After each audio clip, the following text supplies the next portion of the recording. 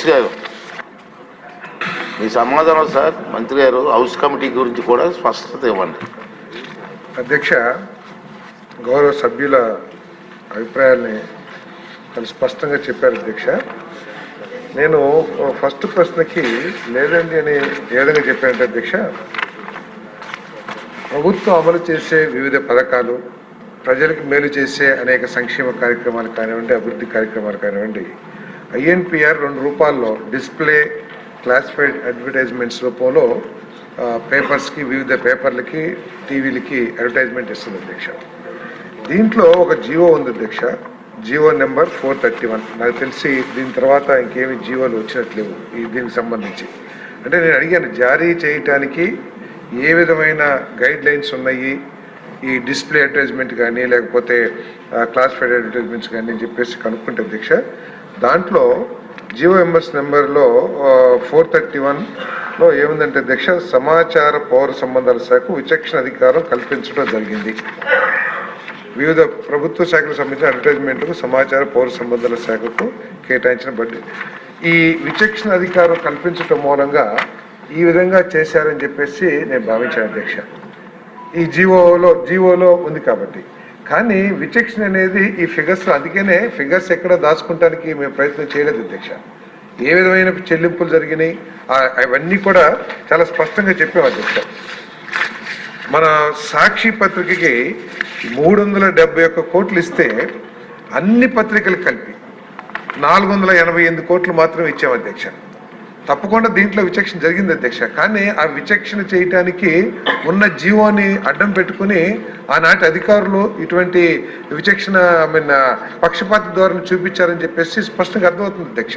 ఒకవేళ ఈ శాఖకి ఏదన్నా ఇన్ఫర్మేషన్ దాయాలి లేకపోతే తప్పుదో పట్టించాలనే ఉద్దేశం ఉంటే ఈ ఫిగర్స్ అన్ని కూడా ఇవ్వడానికి ప్రయత్నం చేసేవాళ్ళం కాదు అధ్యక్ష. కాబట్టి పక్షపాత ధోరణి చాలా స్పష్టంగా కనపడతా ఉంది. కానీ ఆ పక్షపాత ధోరణి చేయటానికి ఈ జీవోని అడ్డం పెట్టుకుని అధికారులు కొంత చేశారని చెప్పేసి చాలా స్పష్టంగా అర్థమవుతుంది అధ్యక్ష. తప్పుకోకుండా, ఎందుకంటే ఈ 371 కోట్లే కాకుండా వేరే డిపార్ట్మెంట్స్ ద్వారా కూడా దాదాపు 35 కోట్ల రూపాయలు ఈ సాక్షి పేపర్కి ఇవ్వటం జరిగింది అధ్యక్ష. ఇది వివిధ కలెక్టర్లు వాళ్ళందరూ కూడా 32,70,00,000 అంటే మొత్తం దాదాపు 400 కోట్ల రూపాయలు ఈ ఒక్క పత్రికే ఇచ్చారు అధ్యక్ష. 371, 32 అంటే 403 కోట్ల రూపాయలని ఈ ఒక్క పత్రికే ఇచ్చారు 5 సంవత్సరాల్లో. అన్ని పత్రికలకు కలిపి దీంతో పాటు సమానంగా సర్క్యులేషన్ ఉన్నాయి, దీనికంటే ఎక్కువ సర్క్యులేషన్స్ ఉన్నాయి, నేషనల్ మీడియా ఉంది, అందరూ కల్పించింది మాత్రం 488 కోట్లు మాత్రం. కాబట్టి పక్షపాత ధోరణి చాలా స్పష్టంగా అర్థమవుతుంది అధ్యక్ష. కాకపోతే అది చేయటానికి ఈ జీవోని అడ్డం పెట్టుకుని చేశారని చెప్పేసి ఉద్దేశం తప్పితే పక్షపాత ధోరణి లేదని చెప్పడానికి నేను ప్రయత్నం చేయట్లేదు అధ్యక్ష. తప్పకోకుండా ఏదైతే చేశారో అంటే నేను డిపార్ట్మెంట్లో కూడా ఎంక్వైరీ చేస్తే ఏంటంటే కొన్ని పత్రికలు పేమెంట్లు రావట్లేదని చెప్పేసి వాళ్ళు అడ్వర్టైజ్మెంట్స్ తీసుకుంటాం కూడా మానేశారని చెప్పేసి కూడా నాకు సమాచారం ఉంది అధ్యక్ష. ప్రత్యేకంగా ఈనాడు ఏదైతే ఉందో వాళ్ళకి చాలా పేమెంట్లు, చాలా డ్యూస్ ఉన్నాయి, ఆ డీటెయిల్స్ కూడా ఇచ్చాము. ఆ పేమెంట్స్ రాకపోవటం మూలంగా వాళ్ళు అసలు ఈ అడ్వర్టైజ్మెంట్స్ తీసుకుంటాం కూడా ఆపేశారని చెప్పారు అధ్యక్ష. సో కాబట్టి దీంట్లో జరిగింది. తప్పకుండా దీంట్లో ఎంక్వైరీ చేస్తాం అధ్యక్ష. దాంట్లో ఎటువంటి తర్వాత పత్రికల్లో వీటిలో పక్షపాత ధోరణి చాలా స్పష్టంగా కనపడుతుంది. కాబట్టి దాని మీద తప్పకుండా చర్య తీసుకుంటాం.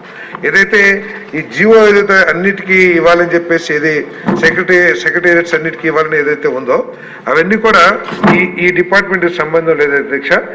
వేరే శాఖ సాక్షి పేపర్ సచివాలయాల్లో కొనాలి అన్న జీవో ఏదైతే ఇచ్చారో ఈ శాఖ ఇవ్వలేదు అధ్యక్ష. అదేవిధంగా డిజిటల్ కార్పొరేషన్ కూడా ఐఎన్పిఆర్ పరిధిలోకి రాదు అధ్యక్ష. కాబట్టి ఈ మొత్తం మీద ఏదైతే మీరు హౌస్ కమిటీ అంటున్నారో తర్వాత తప్పకుండా ప్రభుత్వం మీతో సంప్రదించి వేయటానికి మేము వెనకాల ఆడాల్సిన అవసరం మాకు లేదు అధ్యక్ష. తప్పకుండా దీంట్లో ఏదైతే జరిగిందో దాని మీద తప్పకుండా చర్యలు తీసుకుంటాం. దీంట్లో పక్షపాత ధోరణి ఉంటే అందరి అధికారుల మీద కూడా చర్యలు తీసుకుంటాం. ముఖ్యమంత్రి గారితో కూడా మాట్లాడి, చీఫ్ సెక్రటరీ గారితో మాట్లాడి అధికారులు రిలీవ్ చేయకోకుండా కూడా చర్యలు తీసుకుంటాం.